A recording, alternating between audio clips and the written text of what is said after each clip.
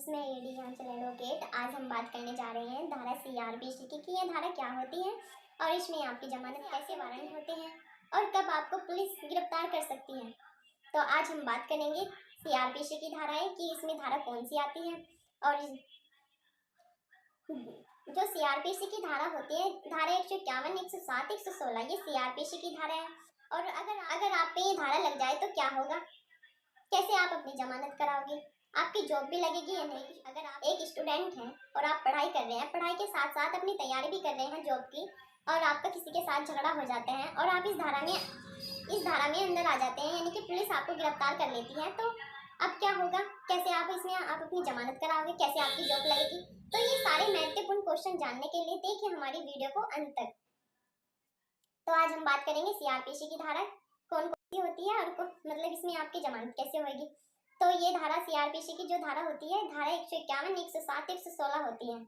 और मतलब एक स्टूडेंट है, तैयारी कर रहे हैं जॉब की और पढ़ाई के साथ साथ जॉब की तैयारी कर रहे हैं, और आपको किसी के साथ झगड़ा हो गया होता है कि मतलब झगड़ा होने की बहुत ज़्यादा संभावना रहती है।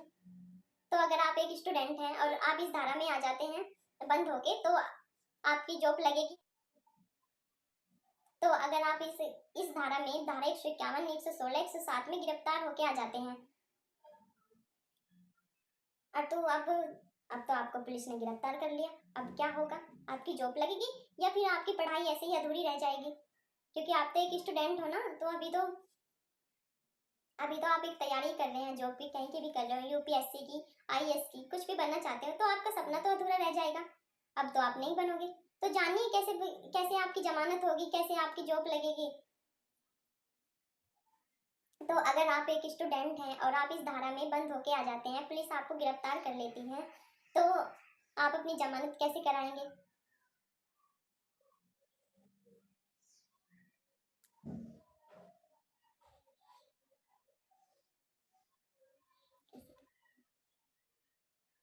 तो सबसे पहले तो जब आपको पुलिस गिरफ्तार कर लेती है, तो आपको ये ध्यान देना होगा कि आपको जेल में न डाले जाए, बाहर से बाहर आपकी जमानत हो जाए। जो आपके फैमिली वाले हैं यानी परिवार वाले, तो मैं आपकी जल्द से जल्द जमानत कराएं, क्योंकि अगर आप एक बार भी जेल में चले जाते हैं तो आपकी जॉब, सरकारी जॉब नहीं लग सकती।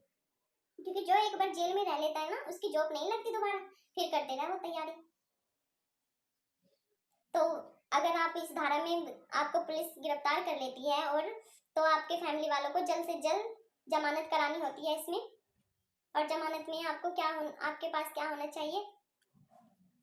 जब आप जमानत कराते हैं तो सबसे पहले आप वकील साहब को करेंगे अपनी तरफ से, और फिर आपके पास गवाह भी होना चाहिए जो आपकी गवाही कर सके, जो आपकी जिम्मेदारी ले सके कि आगे से ये जो सीआरपीसी की धारा होती है ना, ये शांति न भंग करने की। अगर कोई व्यक्ति शांति भंग कर रहा है और पुलिस वालों को लग रहा है कि इसकी वजह से शांति भंग हो सकती है, तो पुलिस उठा के ले जाती है, पुलिस गिरफ्तार कर लेती है। कि मान लीजिए किसी के झगड़ा हो रहा है किसी के साथ, और उसने उसका सिर फोड़ दिया, झगड़ा इतना बढ़ गया यहाँ तक कि पुलिस भी आ गई और पुलिस ने दोनों को गिरफ्तार कर लिया, ताकि और झगड़ा ना हो। क्योंकि आप सबके मतलब झगड़े से तो और भी तो परेशान होंगे ना, पड़ोसी भी परेशान होंगे, औरों को भी तो दिक्कत होगी। जब इतना झगड़ा होगा तो उन्हें भी आवाज जाएगी, तो उन्हें भी परेशान होंगे आपके झगड़े से।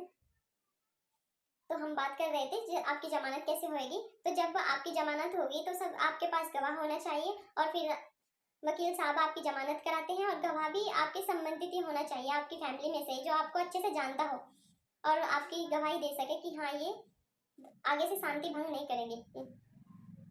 तो फिर वकील साहब आपके कागज तैयार कर लेते हैं, और जो गवाह होता है उनके बयान होते हैं। वकील भी सबसे पहले वकील साहब भी ये पूछते हैं कि आप इनकी गवाही कर रहे हो, कोई दिक्कत तो नहीं है, आप इन्हें अच्छे से जानते हो। तो जब वकील साहब को भी ये पता चल जाता है कि हाँ मतलब गवाह हो गए, तो पूरे कागज तैयार हो जाते हैं। फिर वकील साहब आपकी जमानत कराते हैं, और फिर आपको एसडीएम या सीएम या डीएम के सामने पेश करते हैं। वहाँ आपके बयान होते हैं, और फिर बयान के बाद जब आपके बयान अच्छे से हो जाते हैं, गवाह भी बयान कर देता है आपके कि दोबारा से शांति भंग नहीं होगी, और दोबारा से ये बंदा झगड़ा नहीं करेगा किसी से। शांति भंग का मतलब यही तो होता है कि अगर किसी के साथ झगड़ा हो जाए तो शांति भंग हो गई, तो अभी ये बंदा शांति बनाए रखेगा, दोबारा से झगड़ा नहीं करेगा। तो जब बयान हो जाते हैं तो पुलिस वाले मतलब जो डीएम होती है, मैडम हो या सर हो, तो जब उनके सामने बयान हो जाते हैं तो फिर उनकी जमानत होती है। तो अब जमानत के बाद जमानत तो आपकी हो गई, तो अब आपको क्या करना है? क्या ये धारा आपसे हट गई? जो आपके ऊपर ये धारा लगी है जिसमें आप गिरफ्तार होके आए हैं, क्या ये धारा आपके ऊपर से हट गई या ये केस खत्म हो गया? तभी तो कह रही हूँ ये वीडियो ध्यान से देखिए। ऐसा नहीं कि आपकी जमानत हो गई और आप तो बस शांतिपूर्वक बैठ गए कि अब तो हमारी जमानत हो गई, अब हमारे पे कोई केस नहीं रहा। तो जमानत के बाद भी आपके ऊपर 6 महीने तक तारीख लगती है, जो आपको महीने में 2 बार तारीख पे आना होता है। तो अगर 6 महीने तक आपकी तारीख लगती है, 2 बार आपको महीने में 2 बार आना होता है। तो जमानत के बाद जब आपकी 6 महीने तक तारीख लगती है, तो अगर कभी ऐसा हो जाए कि आप मतलब एक स्टूडेंट है ना, अभी तो आप तो तैयारी कर रहे हैं, तो उधर तो आपका एग्जाम हो जाए और इधर आपकी तारीख हो जाए, तो अब क्या करोगे आप तो सोच में पड़ गए होंगे कि अब हम क्या करेंगे। तो तभी तो कह रही हूँ ये वीडियो ध्यान से देखिए कि क्या करोगे, कैसे आप मैनेज कर सकते हो कि एग्जाम भी दे सकते हैं और तारीख भी ले सकते हैं। तो ध्यान से देखिए वीडियो, तभी तो आपको पता चलेगा। तो जब आपकी तारीख भी है, एग्जाम भी है, तो आपको तारीख पे भी जाना है और एग्जाम भी देने जाना है, क्योंकि तारीख भी जरूरी है आपकी। अगर तारीख नहीं लोगे तो आपके दोबारा से आपको पुलिस गिरफ्तार कर लेगी, और अगर एग्जाम छूट गया तो आपकी सारी मेहनत बेकार गई। तो जो आपने मेहनत कर रखी है वो तो वेस्ट गई ना। तो अब सोच रहे हो कि अब हम ऐसी स्थिति में क्या करें। तो उसके लिए भी आपको, अगर कभी ऐसा हो जाए, ऐसी ऐसी स्थिति आपके सामने खड़ी हो जाए, तो जो जिस वकील साहब ने आपकी जमानत कराई है, जिस वकील साहब ने आपकी जमानत कराई है, आप उन्हें कॉल करके बोल सकते हैं कि सर, मतलब कॉल भी आपको सुबह ही करनी है, कॉल भी आपको सुबह ही करनी है। मतलब कॉल भी आपको सुबह ही करनी है। ऐसा नहीं कि आपकी जमानत तो आज है और आप शाम के टाइम कॉल कर रहे हैं। बताओ, वकील साहब का आपका 6 बजे तक वेट करेंगे, तो 5 बजे तक रहते हैं।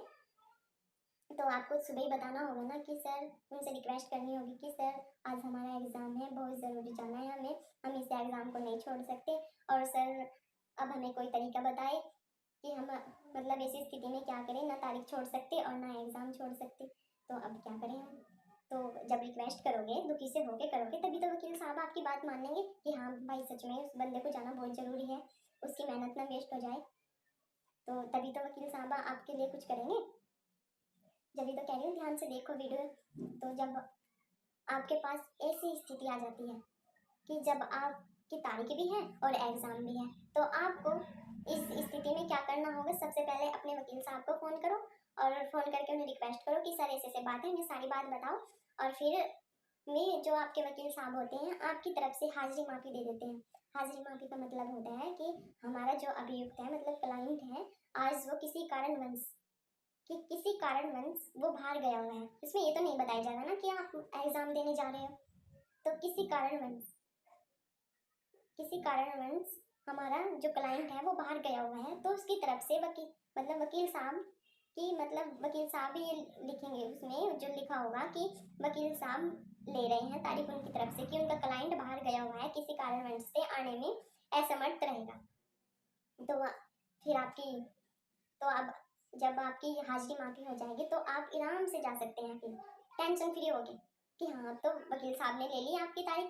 लेकिन हर बार ऐसा नहीं चलेगा, हो जाता है कभी कभी, मतलब ऐसी स्थिति आ जाती है कि मतलब दोनों काम एक साथ ही आ जाते हैं, लेकिन उसमें भी कभी कभी होता है 1-2 तारीख पे ही हो सकता है। ऐसे नहीं कि हर बार आप हाजिरी माफ़ी दवा सकते हो, या हर बार आप वकील साहब को ही फ़ोन कर सकते हैं कि वकील साहब जी हमारी तारीख ले लो। ऐसा नहीं होता, ऐसा नहीं हो सकता ना।